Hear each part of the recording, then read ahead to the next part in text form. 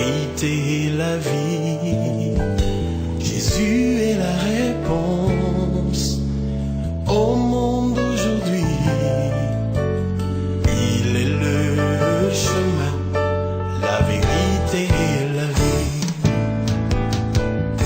Si tu as des questions qui n'ont pas de solution, tu te sens découragé, tu n'es pas avancé. Dans le beau et précieux nom de Jésus, notre Seigneur et Sauveur, nous voulons encore bénir le Seigneur pour cette grâce qu'il a fait à chacun d'entre nous de voir encore le petit matin d'aujourd'hui. Nous voulons également, dans notre méditation matinale, apporter la joie dans le cœur de quelqu'un, apporter l'assurance dans le cœur de quelqu'un sur base de la parole de Dieu. C'est pourquoi je voudrais vous inviter avec moi à prendre la parole du Seigneur dans la lettre aux Colossiens, Colossiens chapitre 2, le verset 6 au verset 10, qui nous dit ceci.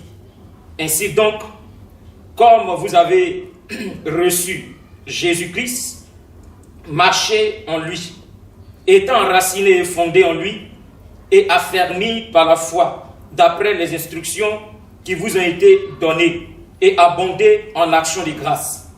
Prenez garde que personne ne fasse de vous sa proie par la philosophie et par de vaines tromperies, s'appuyant sur la tradition des hommes, sur les rudiments du monde et non sur Christ. Le verset 9.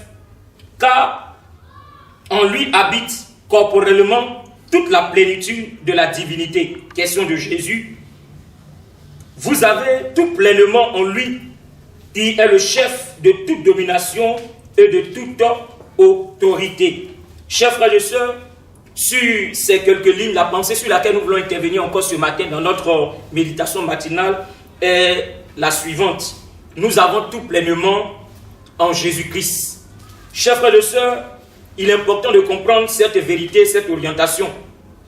La Bible nous donne de comprendre ici que, au travers des propos de l'apôtre Paul, que nous avons tout pleinement en Jésus, notre Seigneur et notre Sauveur. L'apôtre Paul écrit ici, chers frères et sœurs, aux Colossiens, pour les encourager à continuer la marche, les encourager à maintenir le rang qu'ils ont reçu de par les différentes instructions qui leur ont été apportées. Car, bien aimé, au travers de ces instructions, les Colossiens avaient reçu un fondement, une orientation. Au-delà de tout ce qu'ils pouvaient entendre, au-delà de tout ce qui était comme philosophie qu'ils pouvaient recevoir, entendre encore d'un certain nombre de personnes, chers frères et sœurs, ils avaient reçu une orientation, celle de ce que tout ce qu'ils devaient avoir, tout ce qu'ils ont, tout ce qu'ils auront, ils l'ont déjà reçu en la personne du Christ Jésus. C'est pourquoi nous sommes en train de parler de cette pensée-là. Nous avons tout pleinement dans le Christ. Chers frères et sœurs, également pour toi qui acceptes le Seigneur, je voudrais te donner cette assurance sur la base de ces textes que nous avons lus au travers de la bouche de l'homme de Dieu, l'apôtre Paul, de te dire que tu as tout pleinement en Christ Jésus. Tu n'as pas envié le monde, tu n'as pas désiré le monde, tu n'as pas jeté regard dans le monde, quand bien même que nous vivons encore dans ce monde-là. Mais l'important de comprendre ceci, comme l'homme de Dieu nous donne de comprendre, que nous avons tout pleinement dans le Christ Jésus.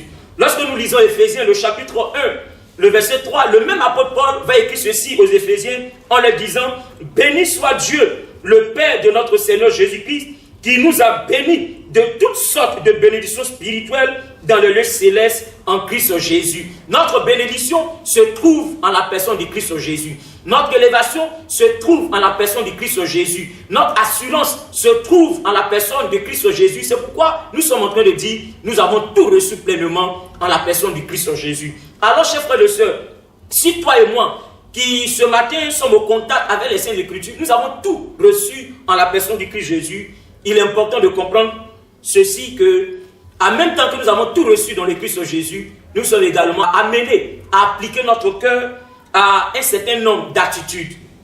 Parmi ces attitudes-là, j'aimerais présenter seulement 2 éléments qui vont certainement nous aider. Nous avons reçu tout pleinement en Christ Jésus. Et en cela, nous devons de marcher en lui, Jésus. Il dit ceci au verset 6. La Bible nous dit, ainsi donc, comme vous avez reçu le Seigneur Jésus-Christ, marchez en lui. Marchez en lui. Une autre version dit, vivez en lui.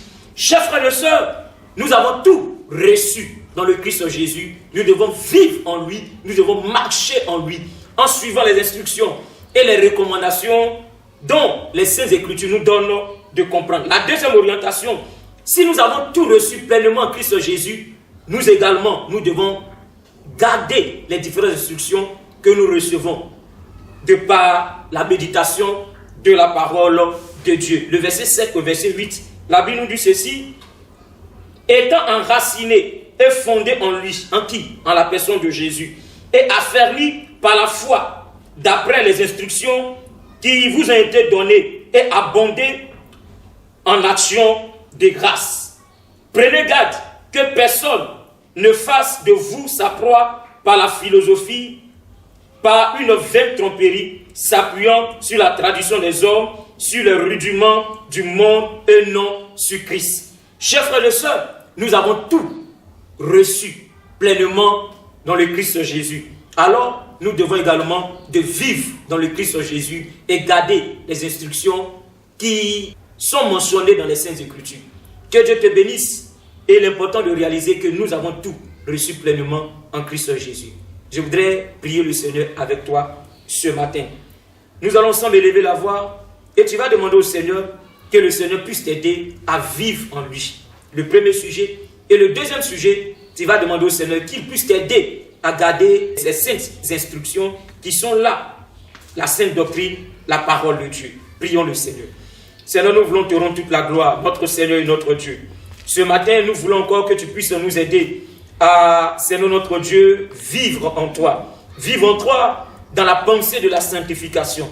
Vivre en toi dans la pensée de nous détourner de ce qui n'est pas à la gloire de ton nom. Mais également, Seigneur notre Dieu, nous voulons que tu puisses également nous aider à aussi garder les instructions que nous avons reçues de toi. Que toute la gloire te revienne et que ce matin encore, au sorti, Seigneur notre Dieu, pour nos activités, aide-nous à garder tes instructions et aide-nous à avoir la conscience que nous avons tout pleinement en toi, le Christ Jésus. Par le Saint-Esprit, nous avons prié. Amen. Jésus est la réponse au monde d'aujourd'hui. Il est le chemin, la vérité et la vie. Jésus est la réponse